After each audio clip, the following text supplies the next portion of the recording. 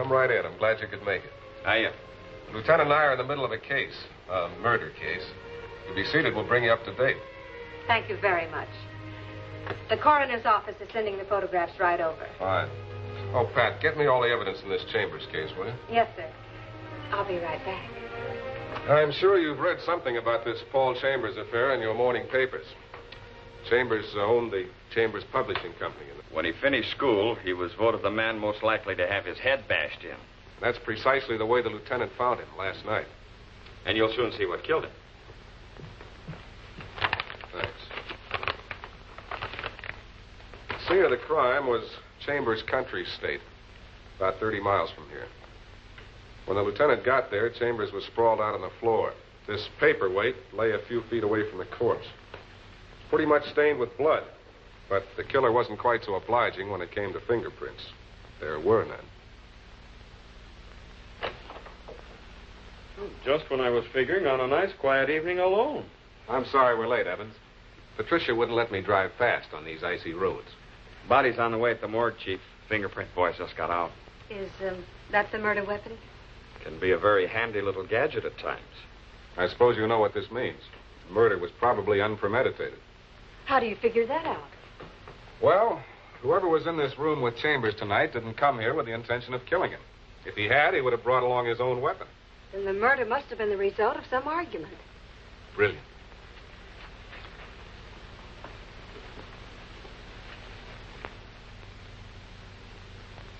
I suppose you checked on whom these initials might stand for. Well, JOK could very well stand for the author's name on this manuscript. Dawn Before Thunder by Jerome O. Kendrick. I had a man pick him up. They ought to be here any minute. Good. Now, who was it that phoned the police this evening? Chambers did himself. Chambers? Mm-hmm. He phoned headquarters at 8:42 tonight. Right after he identified himself, he hung up. Or else he was forced to hang up. Well, in any event, headquarters traced the call to this number. They phoned right back. Nobody answered. Maybe Chambers changed his mind. Maybe it was changed for him. Well, they sent a police car right over. And Chambers was dead when the car got here? He couldn't have been in less of a position to talk. Have you found anyone who could talk? Not a sign of anyone. I'd certainly like to know what brought Chambers out here on a night like this. What brought Chambers is a question.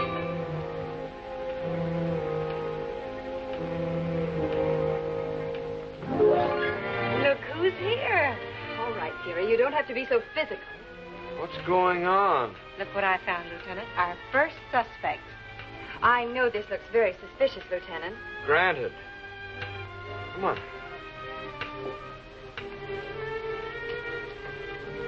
Pat found her playing hide and seek in the hall behind the clock. Believe me, I have a very logical explanation. Oh, I'm sure you have, Miss... Aldrich. Eve Aldrich. sit down if you want to. Maybe we'd better start by your telling us what you were doing here, Miss Aldrich. I came earlier this evening at Paul's, Mr. Chambers' request. He called me in town and asked me to meet him here. What did Mr. Chambers want to see you about? He wanted my ideas on illustrating a new book he's just accepted for publication. I've been doing most of Mr. Chambers' artwork in the past few years. Is this the book he had in mind? It could have been. Didn't you and Mr. Chambers discuss it? When I got here, Mr. Chambers was dead. Why didn't you call the police? I'll be very frank. It's better that way. Paul's past hasn't been a very tidy one. If I were found here, I knew I'd be part of a horrid scandal. I thought it best if it appeared I never came. But just as I was leaving, when the police arrived... So you hid behind the clock? I admit it looks dreadfully guilty. But there you have it. That's probably Patrolman Connors with the author of that manuscript. I can bring myself in, thank you. It's a little habit I picked up at the tender age of 3. I trust everything I say will be held against me, so I'll venture nothing more incriminating than a somewhat reluctant good evening. We should have brought an interpreter. You're Kendrick, huh? I assume you know what happened here tonight. One of your bulwarks of civic defense informed me in no uncertain terms. Alas, poor Paul. I always told him he'd never live to see 50. However, I didn't mean that I'd attend to it personally. Well, then maybe you can tell us who did. Well. If it isn't little Eva.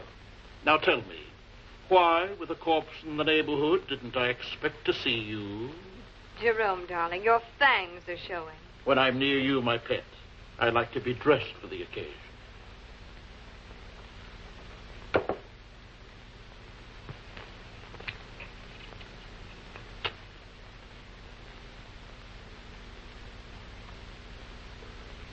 What a clever way you have of letting me know that you picked up my matches at the scene of the crime.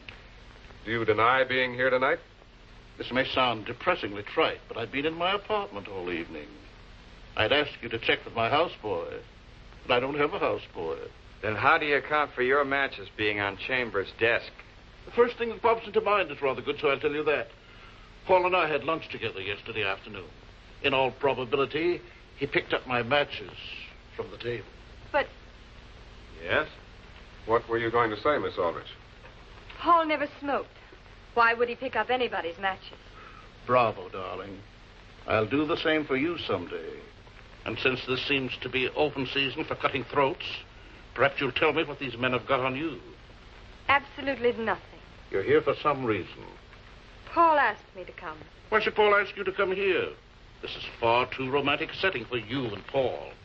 The day of lovely settings with you and Paul ended 6 months ago. That's what I like to see. Friendship. Thank you.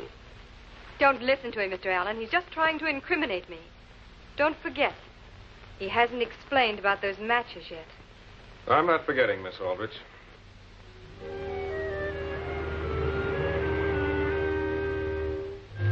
Police, huh? Oh, we just want to ask a few questions, Faber. I want to ask you about your boss, Paul Chambers. Oh, yeah, Chambers. I guess he's pretty sore, all right, about the new car getting all cracked up. But it wasn't my fault. The car skidded. That can happen to any chauffeur, even the best of them. Chambers won't find out about the car or anything else. What do you mean? You'll find out, all right. Chambers was killed tonight. Killed. But I don't get it. Or don't I? You know, I kind of thought something was fishy. Him wanting me to take him way up there on a night like this. What time did you reach the estate tonight? Somewhere around 8, I think. What made you leave? Oh, I guess Chambers didn't want me around. He told me to go into town and take in a movie. You, recognize this? Yeah, sure. It's mine. Smashed when your car cracked up. Look at the time. 5 after 9. So what? Chambers phoned the police about 8:42. We have reason to believe that the murderer was with him then. Still don't know what you're getting at. If, as you say, you left before the murderer arrived, that means you must have been gone before 8:42. Okay, I'll buy that. So maybe I left at 8:32. Still, so what? Then it must have taken you from, say, 8:30 to 5 minutes after 9 to get from the estate to where your car smashed up. That's over half an hour to do 2 miles driving. Oh, I took it slow. How slow can you get? Was your relationship with Chambers a friendly one? Sure. Well, we weren't exactly buddies, no, but yeah, we got along swell. Fine. Well, we'll keep in touch with you. Don't run away. I'll be around. You know, sometimes the best way to ascertain a relationship between a murder victim and a suspect is to examine the dead man's effects. That's right. Last night, when we looked through Chambers' apartment, we found plenty. A flock of IOUs, all signed by Faber. Faber had been borrowing money from his boss. If you ask me, Chief, it's an open and shut proposition. Chambers pressured Faber for the dough. Faber killed him. Well, aren't you forgetting, Lieutenant, that we also found this in Chambers' apartment? PC. Be at your summer estate Friday night, February 12th, 8:30 p.m. If you want your past to remain a secret, don't notify the police. Come alone. I'm serious. If you'll recall, when you dropped in a while ago, the lieutenant and I were examining some newspaper clippings. We found out plenty about Chambers' past. 11 years ago, he served a 4-year stretch for embezzlement.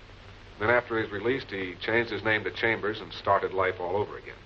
Prison record is something a prominent publisher might want to forget. Well, I think that brings us all up to date on the case. Excuse me, Mr. Allen. Here are the photographs the coroner called you about. Good. These may hold the key to the entire solution. And Charlie Faber has arrived. Oh? It's a little early, isn't he? Have him wait. And use him to separate Jerome and little Eva when they get here. Yes, sir. Yes. This supplies all the evidence I hoped it would. This is a photograph of Chambers' right wrist. Notice the fingerprints left by the grip of somebody's hand, particularly the thumbprint. Now, with Lieutenant Evans' cooperation, I'd like to show you how I think that print got there. Would you sit behind the desk? I'm a guinea pig. Now, I'm the blackmailer. Evans, you're Chambers. Oh, fine. I'm a dead guinea pig, no less. I've just finished threatening you. You don't like it. You call the police. Okay. Well, go on. Pick up the phone. Yes, sir? We're just acting, Miss Kelly. Naturally, my first impulse is to stop you. So I grab your wrist, like this. Notice that my thumb is on the outside of Evans' wrist. But if you recall the photograph, the thumbprint was on the inside of Chambers' wrist.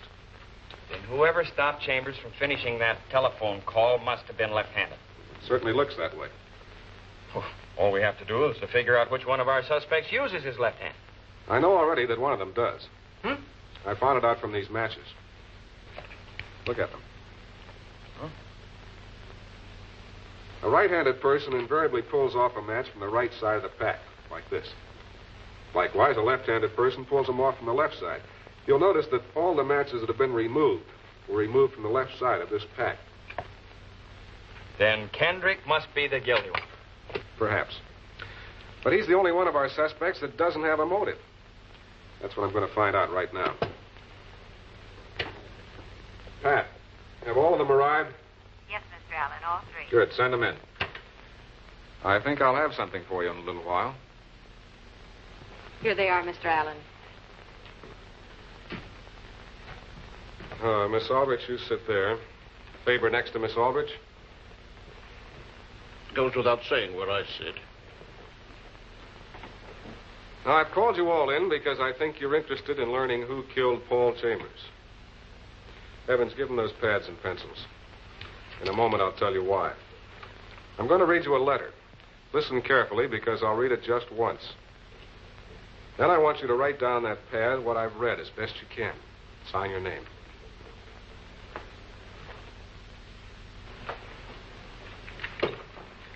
PC. Be at your summer estate, Friday night, February 12th. If you want your past to remain a secret, don't notify the police. Come alone. I'm serious. All right, start writing.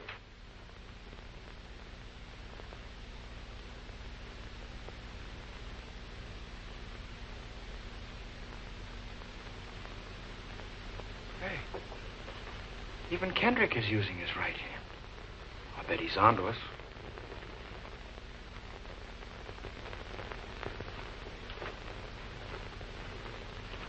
This takes me back to elementary school. Sometimes, Mr. Kendrick, the solution to a complicated murder case is an elementary one. Now, I know you're all wondering why I asked you to write those messages. I had thought that one of you would use either his or her left hand. Apparently, I was mistaken. Oh, Kendrick. Thank you. And now that you've succeeded in making me tip my hand, as it were, just what have you proven?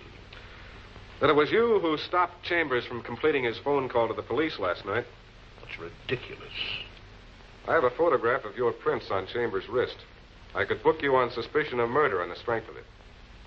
I can show you the photograph if you want. Never mind, Alan. I'll tell you what happened. Then you finally do admit that you were with Chambers last night. As I told you before, Chambers and I had lunch together the previous afternoon. We did discuss my novel, but Chambers didn't accept it. You mean he turned it down? I was altogether appalled. I'd spent over a year working on it, and only because Chambers had promised to buy it. Well, go on. Last night, I telephoned his house, and one of the servants told me that he had gone to his estate. So you saw your chance to get to him there. Precisely. I handed him the script again, and I insisted that he reconsider. I told him that if he didn't publish my book, I'd take measures to bring his past to light. And what was his reaction to that? He called me an anonymous blackmailer. Then he started to call the police. I became panicky, and I grabbed his wrist. And when that didn't stop him, you picked up the paperweight and killed him. No, I never touched him. Thank you, Kendrick. I put the pressure on you because I had to know how you figured in this. It just so happened that you blundered in on Chambers when he had a rendezvous with someone else. That someone else was one of you, too. Each of you had a motive. Yours, Faber, was a financial one. You owed Chambers a lot of money. Yours, Miss Aldrich, was romantic. Chambers was going to marry another woman. Something just gave one of you away, and here it is. When I read off that blackmail message, I purposely omitted one small detail, the exact time of the rendezvous. The murderer knew that time and subconsciously wrote it down, even though I hadn't mentioned it. Yes, Miss Aldrich. You arrived at the estate about 8:30. Kendrick was with Chambers, so you hid until he left. Then you confronted Chambers. You threatened him. Unless he gave up the other woman, you'd reveal his past. He refused. Then, in a fit of jealous rage, you hurled a paperweight at him. You didn't know that a police car was on its way to apprehend you as you left the estate. You didn't know when you filled in the missing hour that you were signing your own confession. All right, Evans, take her away. It was nice of you to drop in. There'll be another case before you, a public prosecutor, soon. We'll expect to see you then.